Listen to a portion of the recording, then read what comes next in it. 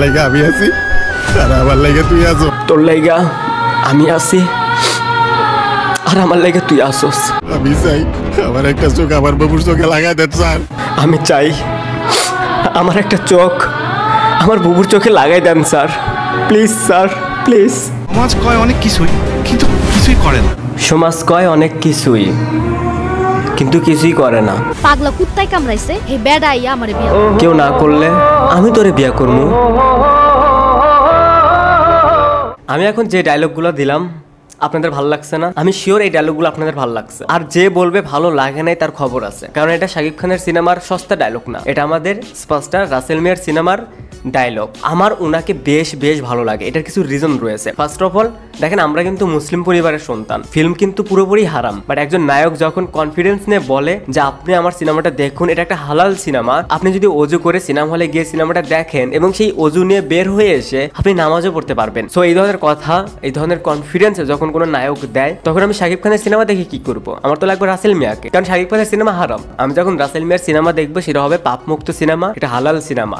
এর চেয়েও বিশেষ কিছু রিজন রয়েছে ওনাকে ভালো লাগার। দেখেন, একজন হিরো বলতে আমরা কি বুঝি? দেখতে ভালো হবে, সুদর্শন হবে, মাথায় চুল থাকবে, ফিটনেস ভালো হবে এবং অভিনয় ভালো করবে। আপনি দেখেন, আমি যে কথাগুলো বললাম, যে গুণের কথাগুলো বললাম, এটার কোনটা নেই আমাদের রাসেল মিয়ার ভিতর? উনি অভিনয় ভালো করেন, উনি দেখতে সুন্দর, মাথা ভর্তি চুল, উনার ফিটনেস ভালো, ওভারঅল একটা হিরোর ফুল প্যাকেজ রাসেল মিয়া। আমাদের ফিল্ম আগে সব ধরনের অডিয়েন্সই দেখতো, বাট এখন কেন দেখে না? এই সিঙ্গেল স্ক্রিনের হলগুলো কেন বন্ধ হয়ে গিয়েছে? কারণ এই ধরনের সিনেমা এখন আর হয় না। একমাত্র এই ধরনের সিনেমায় পারে ইন্ডাস্ট্রিকে বাঁচিয়ে রাখতে। একটা তুফান দিয়ে কখনো ইন্ডাস্ট্রি চেঞ্জ হবে না, একটা প্রিয়তমা দিয়ে কখনো ইন্ডাস্ট্রি চেঞ্জ হবে না, একটা হাওয়া পরান কি ছিল? কিছুই না। সেই পুরনো অডিয়েন্সকে কি সিনেমা হলে ফেরাতে পেরেছে? পারেন। এটার জন্য দরকার আমাদের রাসেল মিয়াকে, এটার জন্য দরকার ভাইয়ারের মতন সিনেমা, এটার জন্য দরকার ময়নার শেষ কথা। এই ট্র্যাকের সিনেমা যত বেশি হবে আমাদের হল বাড়বে, পুরনো অডিয়েন্স ব্যাক করবে, তারা এনজয় করবে। দেখেন, একটা সাধারণ অডিয়েন্স যখন সিঙ্গেল স্ক্রিনে 50 টাকা বা 100 টাকা টিকিট কেটে একটা সিনেমা দেখতে যায়, সে কিন্তু সেই সিনেমাতে সবকিছুই চায়। যেমন ময়নার শেষ কথা, এটা ট্রেইলার দেখে যতটুকু মনে হলো, এখানে ভাই বোনের একটা সুন্দর বন্ডিং থাকবে, একটা তাদের ভিতরে একটা পেয়ার থাকবে। দ্বিতীয়ত সমাজের কথা বলবে। এরপর এখানে লাভ,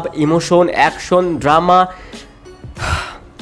এত কিছু থাকবে, এত কিছু অফার করছে এই ট্রেলারটা। সো এই সিনেমাটা না দেখে গিয়ে মানুষ তুফান দেখবে? আই থিঙ্ক এই সিনেমাটা রিলিজ পাবে এই সামনের উইকে। আমি তো অবশ্যই এই সিনেমাটা দেখবো, কারণ আমি রাসেল মিয়ার অনেক বড় ফ্যান। আমরা হয়তো আরো একটা হালাল সিনেমা পেতে যাচ্ছি। দেখেন, একজনকে নিয়ে একটা মন্দ কথা বলাই যায়। এখন অনেকে কমেন্টসে বলবেন যে ভাই এটার কেন পজিটিভ রিভিউ দিন, এই ট্রেলারটা তো ভালো না।